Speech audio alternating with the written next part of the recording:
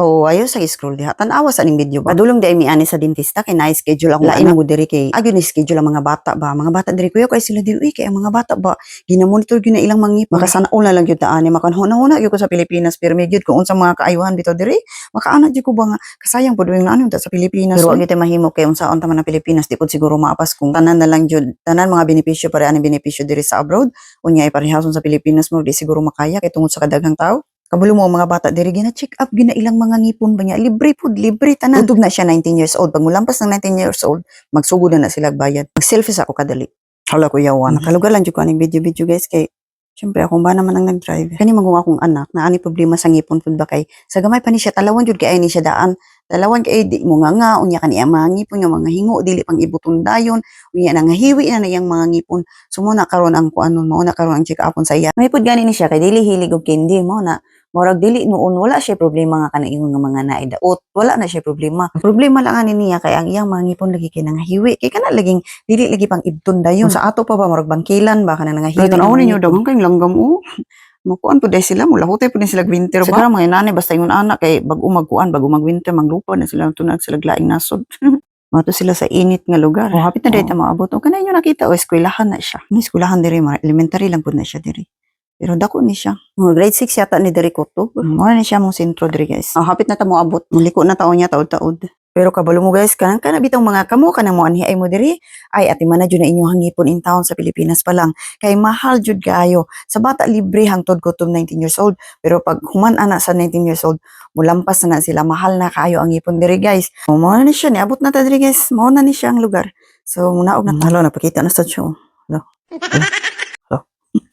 Tara na manaog na ta kay mosulod na ta dinha. O diha kana diha ta mosulod ha. Ako sa ni silang videohan o. Hindi sila gusto magpa-video ba? Maglawod siya kanin nila eh. Ako na lang eh. Ako na lang, agwantahin na lang kung yung tanaw. Sulod na ta guys, munaog na ta dito. Ingon pa gini sila, sige video eh. So mo na, pag-abot na mo din ha, ginto niya ang iyahang personal number para makabalo sila nga naa na media sa kuan. Naa na media sa sulod. So lingkod-lingkod sa media, tanaw-tanaw TV, ana. Mintras naghuwat niya kung okay na dito sa sulod so mugawas na sila tawagon na mo na pag sulod na namo dito mo na siya mo na itsura niya gi-experience siya sa iyang buhaton sa bahaton sa iya ha gipicturean din na iyahang kuan iyahang ipon gipang tan so mo to nakita man nga hibat na iyang ipon so kinahanglan gyud siya og braces so mo nang nakaana jud ko uy ati man na in town dai imo hang ipon kay mintras libre pa kay kung dako na ka unya dili na ka libre mabuang tagbinayad ana. So, tanawan ninyo guys, ha, muna nakanindot diri lagi. Guys, ultimo ha, pati ka na libre.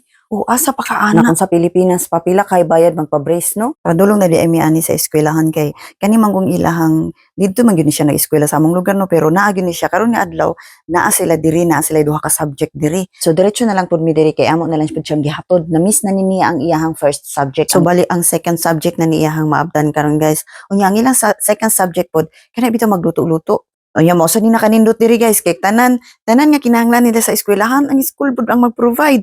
Wala na dadon ka, kabalo ka mga bata diri matug eskwelahan, why dala? Kung naa magdala manggaling og bag, prutas sa sudan ang merienda. Wala ballpen tanan wala kay naa sa eskwelahan tanan ng mga gamit. Unya parehaan ilang subject karon nga luto-luto.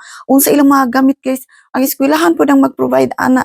Mo ni nakanindot diri na hinumdum lang ko sa una ba sa nag-eskwela pa ko nga na unsa man na nga kung maingon gani magluto-luto o magdala jud tag gulay sarili na tong gulay sarili na tong lamas magdala pagkasirola mao to guys so pauli na dai mi ani mao na ning view pauli na mi sige na mao to bye.